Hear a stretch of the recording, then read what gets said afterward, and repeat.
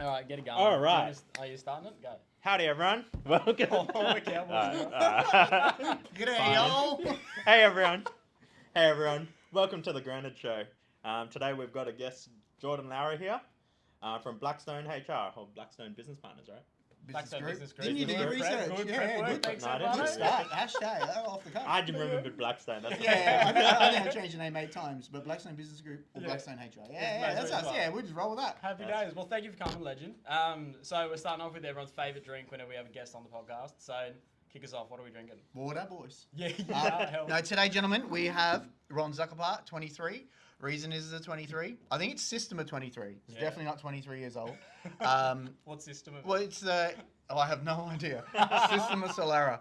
I just know it's not a bad drop, and I mix it with Coke, which is sacrilege. But it's not the expensive one. It's like the It's entry like- level. So yeah, it yeah, is. entry level man, entry level drink. But gentlemen, it would be my pleasure. Is it a spice rum or a rum? Well, I think it is.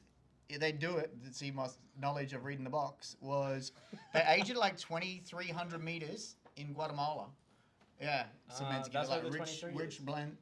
2,300. That makes sense. You know what?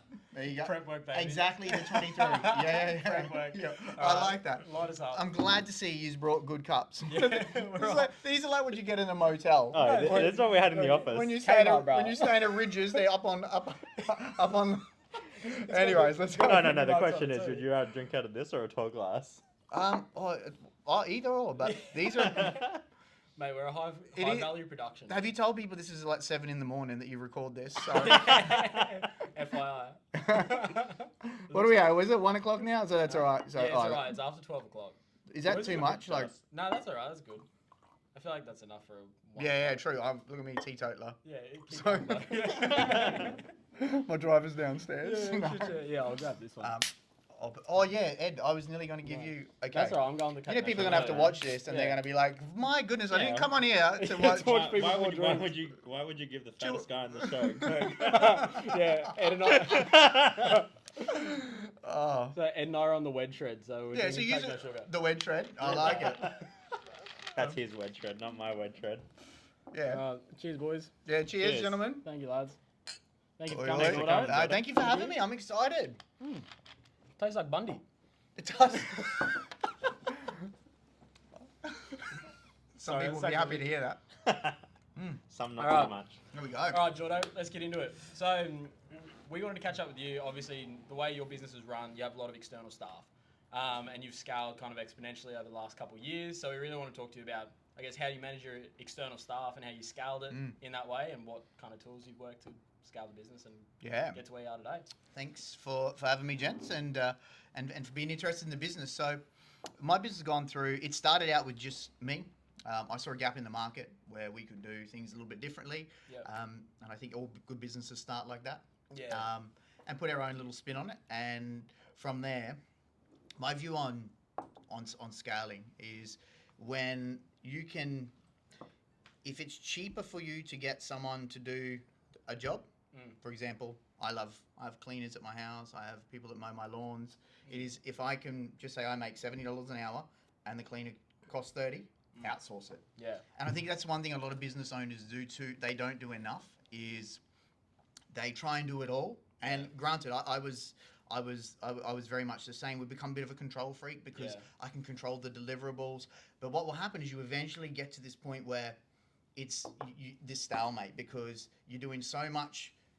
I mean, keeping things just how you want them, you can't grow forward. Yeah. So, and you're probably okay at all those things, but you're probably not a specialist in a number of them. So, Yeah, 100%. where you can outsource it and specialize on where you make the most money and your efforts are best focused in the areas where you're not as strong, don't waste your time. Like outsource it. And a lot of times that's what happens is we put people you can so you outsource to an external company or you put someone in there who has a skill set that maybe you don't have.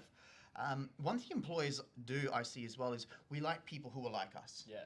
And they employ people who are just like them Yeah. to do a job they're not good at. So I think that's a big learning curve is people have, and we'll chat about this today, but people have different motivators, different desires, different goals and aspirations. So understanding what that is in that person and how they operate, how they tick, and then working out how that integrates into your business Yeah. and that shared goal or passion or values is how you become successful. So my business, I took from me and another director in there, and we took it at the max. We had 15 staff, and I've since been able to, like through COVID and things like this, as people go, we've optimized the efficiency of our existing staff, and we sit with 9 staff now, and we service over 2,000 clients. Yeah, right. So on a regular basis, Yeah. plus fee for service clients come in. So, and a number of those clients have say 200 staff.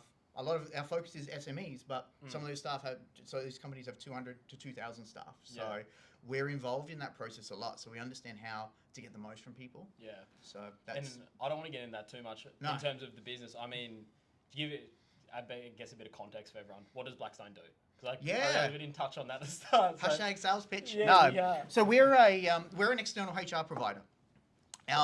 And talking about specializing in a certain thing, like HR can mean a lot of things to a lot of people. That can mean, it could be recruitment, onboarding, recruitment. It could be IR, like employment law, managing staff, contracts, policies, or it can be getting the most from your staff. Yeah. So it could be things such as performance appraisals and things like that. Yeah. Where we sit in that in that sort of that blanket area, policies, procedures. Yeah. So writing of contracts, policies, work health safety handbooks, Yeah. and then the managing of staff. Yeah. So we offer, and what's unique about our business is we offer people it's a ongoing, so advice subscriptions. So there's no fee for service. We've stepped away from that model, and our clients pay us a subscription. It could be like $35 a week. Some clients might pay $400 a week, depending on the size. Yeah. But what they do is we're there 24/7. Yeah. And they can call us for advice and issues, and that's what we Yeah. do. But it's Yeah. month to month. I think in this day and age, That a point of flexibility. difference, you got to back yourself. Yeah. And there are people out there who will lock people into these like 4, 5, Yeah. 3, 5 year terms. Yeah. So that's Like a we've lot, a talked big about, commitment. yeah. Yeah. And the thing is with HR too is, you may not need to call for 6 months. Yeah. And when people usually look to an external HR resource on a reactive basis, like Yeah. there's something Yeah. pending, and Yeah. or there's an employee issue. Or she's broken loose and now I need to Yeah. call someone. But Sexual one- harassment lawsuit. Exactly. Yeah. But and once that's gone though, boys, like once we've addressed that, Yeah. sometimes it's smooth sailing. It could be one person who was, for want of a better term, toxic in the Yeah, business. yeah. They're gone, no issues. Yeah. But what happens is you're like, oh my goodness, I need a solution. And there's people there with their checkbook. We don't use Yeah. checkbooks, but you know how it is. Yeah. And they're like, yeah, we'll help you. Lock in for 5 years, $700 a month. And they're just Yeah. getting fleeced because they Yeah. don't need it. Yeah. So I think we saw that as a problem in the market. And we've been able to provide that. And now we're one of like, the preferred suppliers in Australia. Yeah. So love it. Can I ask a question then? Why did you change from Blackstone HR to Blackstone Business Group? No, we were Blackstone Business Group first. Okay. And just for our like search engine terms, I think Yeah. business group was just too broad as well. Yeah. And initially as a business, we wanted to go into different arms. Like we were going to go, because one of my business partners early was like a financial advisor. Yeah. So we had a vision for the group, and that it would become a group of companies. And I'm not saying Yeah. that it won't, but along the way, we've just found out what we're really, really good at. Yeah. And we just stuck to it. Yeah. Like it's because then you can become a content expert in a certain field. Yeah. And I see 100%. too many like business coaches, right? They get a bad name as well. I've only met a few Well, good touch on ones. that, Yeah. If you have a business coach on, I've written it. Yeah. But on that, okay, you see them, and the ones that are really good specialize in a certain area and have an understanding of different things too. Yeah. You don't try and if it's not your specialty, stay in your lane. Yeah, 100%. Stay in your lane. 100%. And actually, that probably ties back to what you started on. And you're probably in the perfect position because of the type of service you offer. Talking to business owners around, I think there's a lot of mentality of, I'll make more money by cutting costs.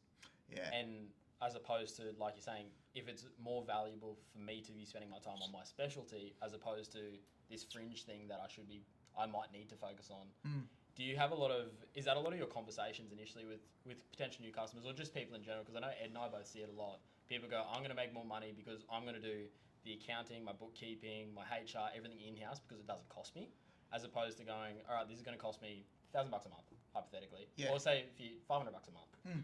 But it's going to free up 10 hours of my time throughout this month to go, find a new deal, meet a new client, whatever it may be. Mm. Is there much of a mindset shift that you need to go through that process, or is that kind of in place a lot of the time? It depends. Like I said, as much as this market is reactive versus proactive, Yeah. people are very when by the time we hear about it, like there's usually that issue, so it's not so hard to convince. Yeah. At that stage, by the time they're looking, they've made that mindset up that hey, I need to They've already realised they can't fix the outsource this. problem. Yeah. Usually, it's because they've tried to do exactly what you Yeah. said for the last 2 years, and they've been to Fair Work, they've had an unfair dismissal. Yeah. Sometimes though, like we will position ourselves like ideally, I want people to be proactive. Yeah. And if I think our service that we provided is based on value, affordable enough, you can afford to be proactive, which is good. So we find that like my BDMs, every 10 doors that they would knock on, Yep. one person's like, oh my goodness, we've been talking about this. Yeah. True. We've been meaning to do this. That's quite a common term that comes up. So, and you probably get the same in your industries. Oh, we've been meaning to get this appraised, or meaning You to. never get there until Yeah, you're in front of their face. But which shows that proactive approach. Like you think that 1 in 10 may not have called our businesses for the next 2 years. Yeah, exactly. But when Or you if ever. when you position yourself, it's just that time and place. Yeah. They're like, actually, I've been meaning to do this. And if you don't knock on the door, you don't get the opportunity. So what I do with my BDMs, I'm like, we have this rule, and the most successful ones do this. If you go see a client, find out when you're chatting to that person, the name of the people either door and say, hey, I'm gonna either side. I'm gonna just pop in and say hello. Yeah. Sometimes they're like, nah, I don't like him. Don't chat to him. Don't try. But we would do that, and you would go and you're like, hey, we're just chatting to Margaret next door. We do her say HR, or we do her business finance, or I mean she rents from us, whatever it may be. And I just sort of drop in and say hi. Yeah. This is what I do. You'll find that even more so than that 1 in 10, because that credibility and trust. Oh yeah, we know Margaret. For her to be doing business with you, you must be okay. Yeah, 100%. Allows it's really good, like lead gen. Yeah. And our business has relied on that old school reputation, lead gen. We built that, like our business is like that, and it gets to the stage where it becomes this machine of constant referrals. Like people, when you bedazzle people with a service or a product or a service that is so good, and they get it at a good price, they actually become evangelists for you. Yeah, 100%. Because just say you write policies for someone, you pay $6,000, and they can be the best policies in the world. You're like, not too bad. That's but cool. they don't know you from a bar soap. But I'm not going to go out of my way to tell people it was $6,000 because I feel like it was an okay deal. Yeah. But if I got it for say 3, and I'm like, that deal is like nearly too good to be true. And I'm just throwing like hypothetical figures. Yeah. We found that sweet spot where that's where people become, they're our biggest mouthpiece. Yeah. And I think aligning with strategic partners who see that value too, like it could be a business coach. It could be an accountant or bookkeeper. If you're in an industry that has those people who are connected to your clients, build relationships with them. Instead of 100 calls to businesses, I'll make 1 call to an accountant and build that 1 relationship. 100%. I'll get access to your 100. Exactly.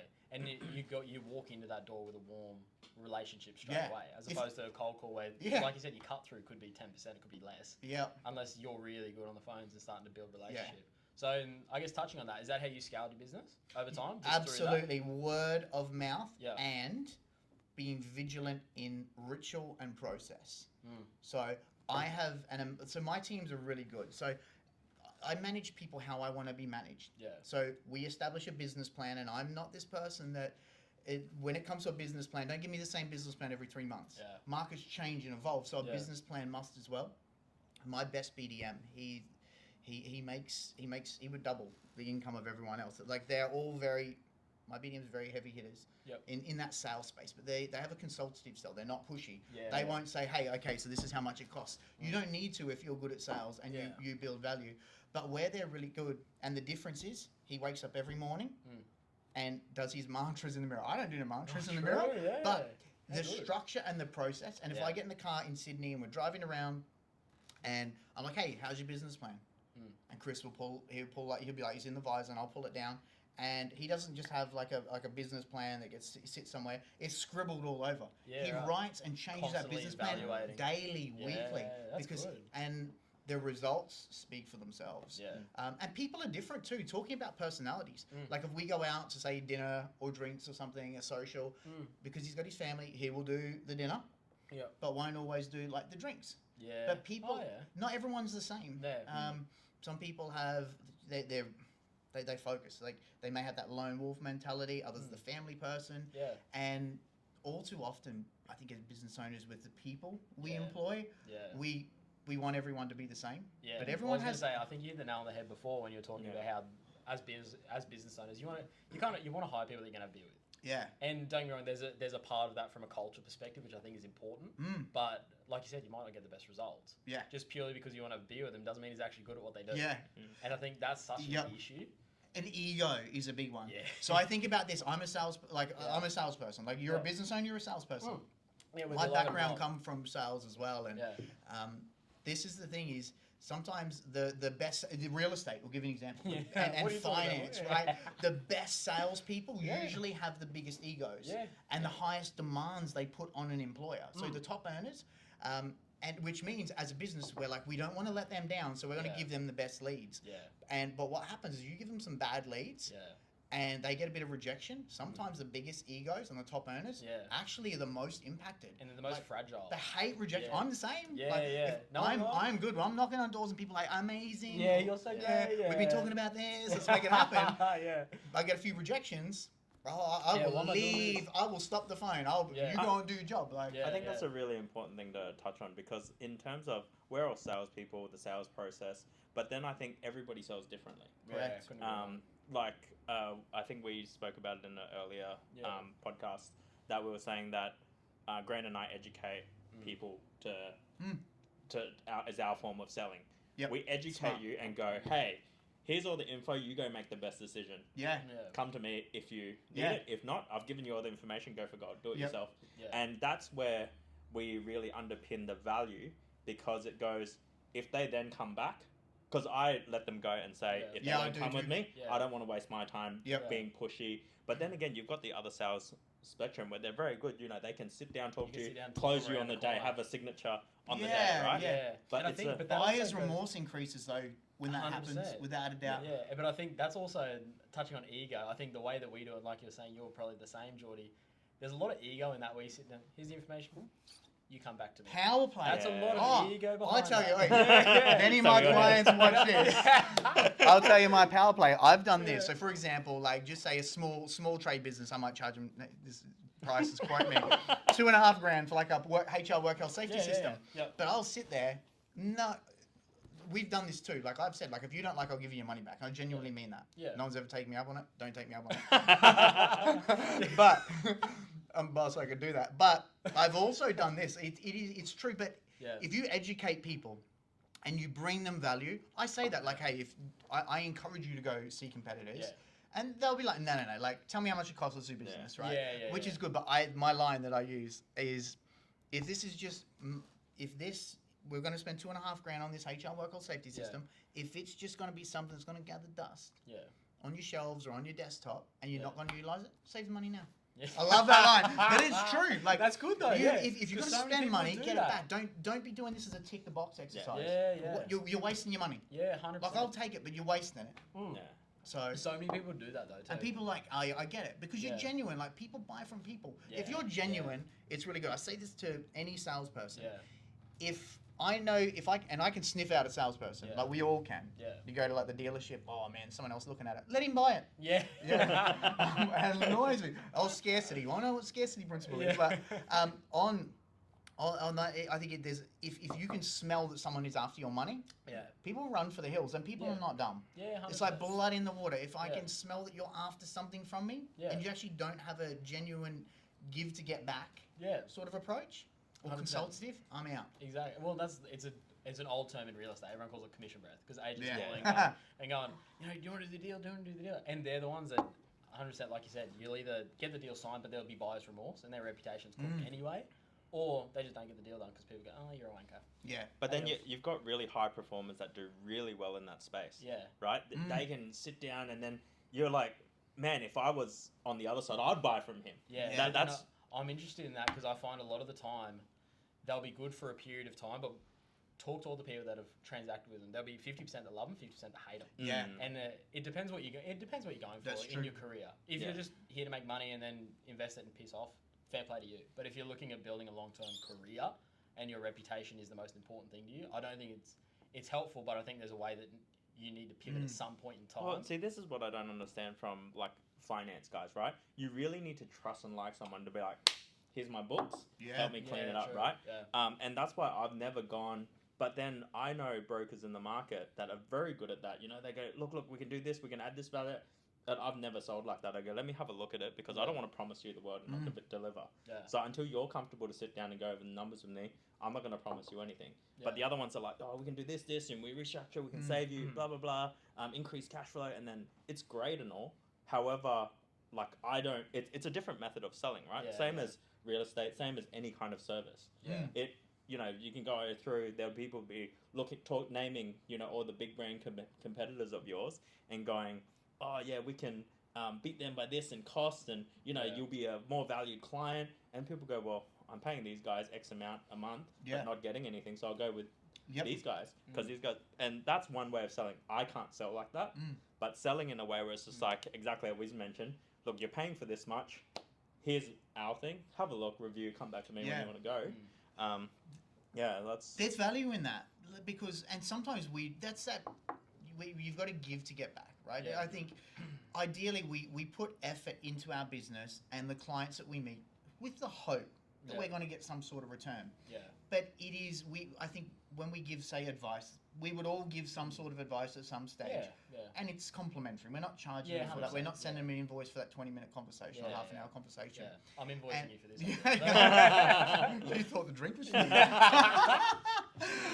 But on that too, is we've done that where we've helped people and nothing comes from it. Yeah. But I will get a call, or my guys will get a call. Yeah. It's happened to me a number of times. Yeah. Out of the blue, a year later. Yeah. Such and such said they're one of your clients. Yeah. And to give you a call. Yeah. And I replied over and I'm like, such and such ain't a client. Yeah. But I remember I helped them and they will refer 3 people. Yeah. Over the course of say 18 months. I've had the exact same thing, and it's like 4 years later. Yep. And then they say, oh, blah blah, told me to give you a call. You're the man to call. And then literally, I'm like, who?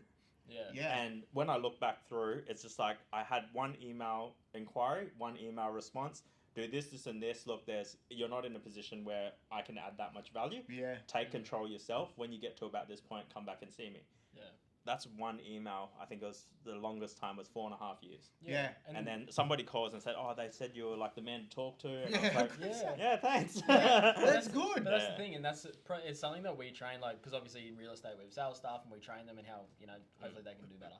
That's one of the conversations we have with, you know, a couple of young guys is, you know, they might feel like they're beating their head against the wall sometimes because you're meeting all these people. Yeah. You know, they might not progress to doing a deal. And that was the conversation we had with them. There's no wasted conversation if you're building a relationship with them. It's not wasted. You might not see the fruits of your labour for 6 months, 12 months, 18 months, 4 years. But if you've left a good taste in their mouth and built a good relationship with them, not wasted time. But you might have made financial gain out of it yet, but there's no wasted time. That's the same conversation as we having in the very early days for real estate and finance brokers is you've got the guys that, you know, enter the industry and become top sales guys. First year, and they're like the rookie of the year, blah, blah, blah, blah, blah. And then literally within maybe 2-3 years, they've gone out of the industry. Yeah. Because they've come in and just fees sell. Correct. And market's never going down. I don't know what you're talking about. But actually, what I want to touch on with you, Jordy, because obviously we touched on egos with sales staff before in the past. I definitely got an ego. Yeah, don't we all, baby? So, when we're all in one office, obviously, and I'll use real estate because obviously that's the world I live in, there's a lot of ego in the room. And sometimes they butt heads because they're sitting like half a metre from each other. Yeah. So, do you find it easier having external staff to manage that sort of ego and process? People still talk. Like, if you've got staff that are external, like, technology has linked us together. It's competitive. If I see your sales results or call results, we can be separated by one in WA, one in Queensland.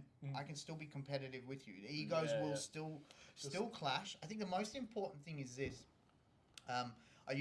We use analogy of, say, like any football team, soccer team, football team, AFL, NRL, whatever it is. There's different sized people in the team. You've got like fast, nimble people. You've got solid people they call forwards, forwards. Everyone has their role. Yeah, everyone has a role.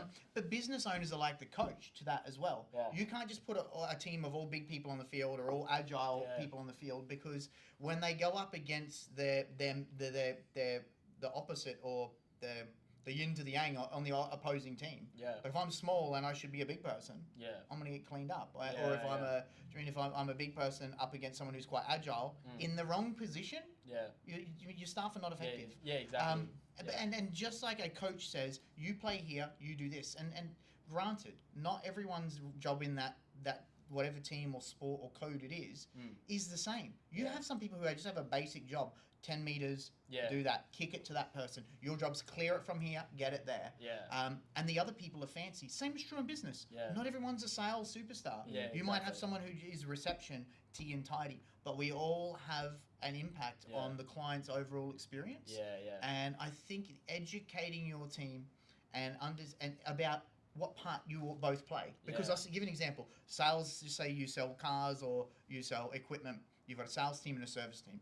Very easy to have siloing or stovepiping, which means us versus them. And what happens is salesperson's over-promising out there in the market. And service is like, bro, we can't deliver on that. We can't do that. And then there's this divide. A good business owner or manager educates the two on, if you say this is the impact. Communicate, and we all have the same goal to win premierships, to succeed as a business. We all have that. And it's about letting them know the part they play in the overall success and what will happen to the business if we don't rely on them or if that part fails. I think we see that a lot in a lot of even product and service industries where the salespeople promise something and it's just not realistic to be delivered. Do you do those catch-ups fairly regularly with your guys? All the time. I think that you should have a team meeting once a week. I think that's a good shout. Plus individual chats. I'll share this with you on that. Like at the moment, where this probably get released a bit after, but at the moment, Top Gun 2 is in the cinemas, right? Everyone's got Top Gun fever. I love it. I haven't watched it, but I've been told. But I wanted to share this. I had the opportunity to meet, Top Gun's about like the fighter jets in the school, and I met the equivalent of like the Top Gun instructor.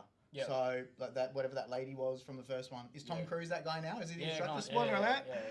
We'll go with that. So I met a guy. So we did leadership training with the Defense Force, and that involved the Army and the Air Force. Today I want to talk about the Air Force. So we went onto an Air Force base. Top Gun's the Navy. Up in was it? No. Australian Top Gun. So we had the Air Force, and I met a guy called Philip Eldred.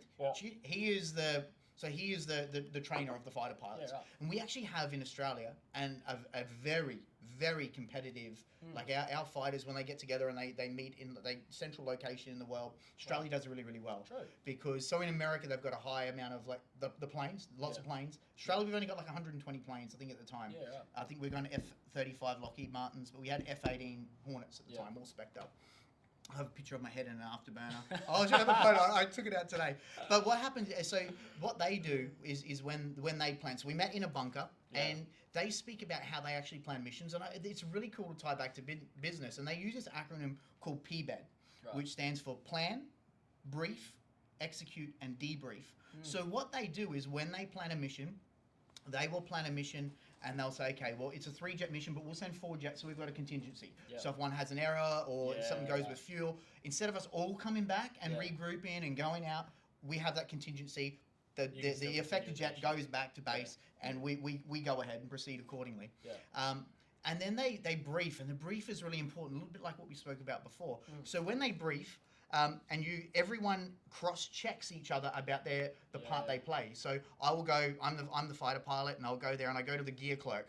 The gear clerk will actually ask me and say, Jordan, what is your role? And I actually have to reiterate to you, well, in this is what I'm going to be doing.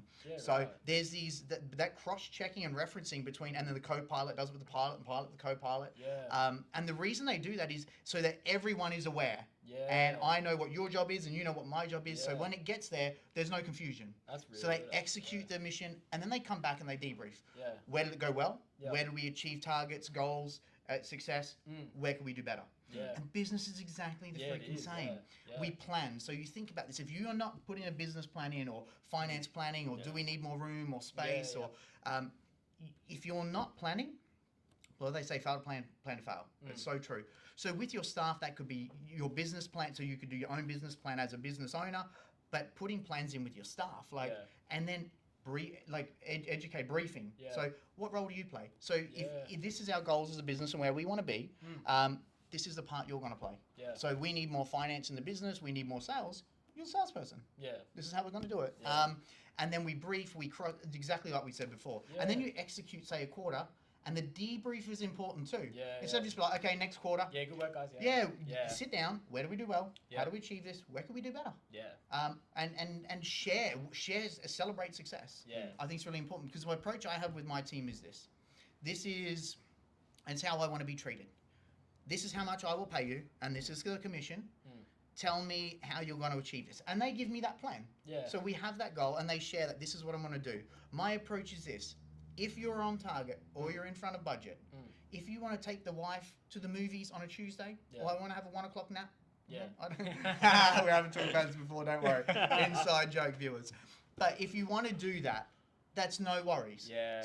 Because some people, just want to earn X amount. Others are financially driven. Yeah. They're motivated. People have different motivators. Yeah. As long as you're hitting target, it won't be a problem. Yeah. However, if I find it with the movies, and you're behind, you expect a phone call from me. Yeah.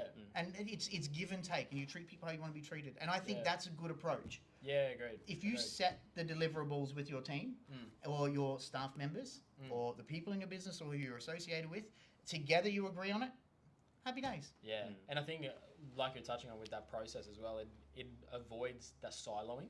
Yeah. So much easier if you just have that discussion up front. Yeah. And I think, that's really actually interesting. I like that. And providing that flexibility, because I think there's a lot of, particularly, I'd say, old school business owners or old school mentality in employment. And I think that's changed a lot in the last sort of 12 to 18 months with COVID and working like externally and the whole great job recession, whatever bloody hell we're calling it. Hang on, I'm nearly done, Ed.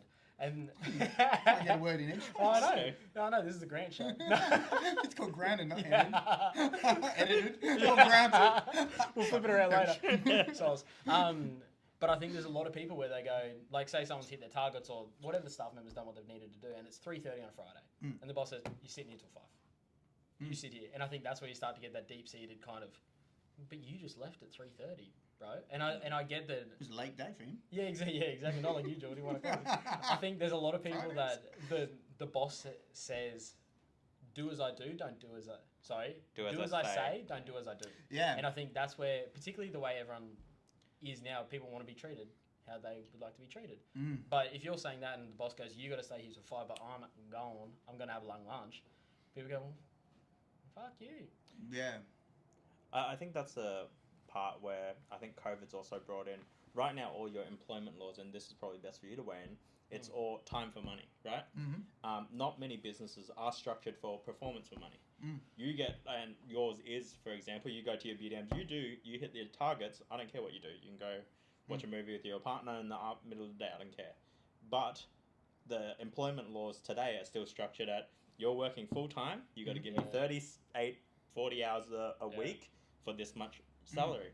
So you're trading time for money as opposed to performance for money. And as we know, employees aren't going to be efficient 100% of the time. And that's normal. Yeah. Like we accept 80% is not bad. Yeah. We accept that as business owners. There's going to be a scaling, but if it was to give back some time to them for them to perform and give a better result for achievement, you'd be like, man, I'll pay you more. Yeah. Well, you see, what was the studies? I don't think it was in New Zealand. I think they did one of the it was like Sweden or Switzerland or one of those where they trialled a 4-day work. A friend of mine's done it here in Queensland. Yeah, like how did he find it? Staff loves it. That's what I mean. So what they do, I'll tell you what, their business is amazing. Yeah. Because you can get productivity out of people. Yeah. So they have certain contingencies and rules like no phones. Yeah, so yeah. I went to a dinner with him. So he races cars with me. Yeah. So we were at dinner and he was telling me, and I was like, I grilled him on this. I was like, tell me all about it. Yeah. And so the studies show that if a phone rings, so if I'm in at say 100% productivity, just say churn it at 80 to 100%. Phone call comes in or a text. Moment I stop what I'm doing to answer it or respond or I look at it, takes 20 minutes for me to get back to that level I was at. Yeah. I can't just switch and go again. So what they do, first 12 months, I think they're in the home care stream or whatever it is. Yeah. So they get paid for 5-day week. Yeah. They work 4 days. Yeah. So they first 12 months, you work 5 days a week. Yeah, you get paid 5 days, you work 5 days. Yeah. At 9 months into the year, what they do is they start to show you how to better manage your time and be more efficient. And what happens is at 12 months, when you've been there 12 months, you roll over onto this 4-day week. This is the kicker though. You get paid for the 5 days. You work the 4, but that 5th day isn't so. You have to spend on yourself and self-development. Yeah. So it is. If that police means, that? yeah. Well, if that means, to a certain extent. So if you just say, if you were to say, oh, my partner's going to go to work and he's going to make me look after the kids, that's not you time. Yeah. It's about like take up a hobby. Yeah, if you like being at the beach and you like paddleboarding, make sure for that day you paddleboard so that you're refreshed. Yeah. Like so we're going to pay you for the day. Out of that. Yeah. So they try and get something out of that, and that's what it is. And they say tell your partners this. Like you're not then to be mum daycare. Yeah. But if her happy place was spending time with her kids, different story. Yeah. But they really try and prioritize that. That's and I believe he said the productivity levels working 4 days compared to 5 are like 30-40% up, and they're working a day less. True. Freaking amazing. That's unreal. I think we will see this sort of thing now. I agree. Because that's all modeled from the Google model. So Google is 4 days a week and 1 day to work on your own project, but Google owns it. Yeah. Isn't that IP? You paid for your time. Intellectual property law, right? But it allows People think they're nice, but it allows the employees to work on something they're passionate about. Yeah. And I was just like, man, that's a brilliant incentive. Yeah, it's a great. Own your OnlyFans account. and on that, we'll wrap that up. Thanks for joining us, guys. Thanks, Jordan, for coming by pleasure. and shouting us your favorite drink. Yeah, I'm sure you will. My pleasure. I didn't finish it. I was going to say, I think it shows Ed and I how much quicker we drink out. But anyway, thanks, everybody. Talk too much. Thanks, everybody. Thanks, everyone. Thanks, everyone. Thanks for having me, boys. Have a good night.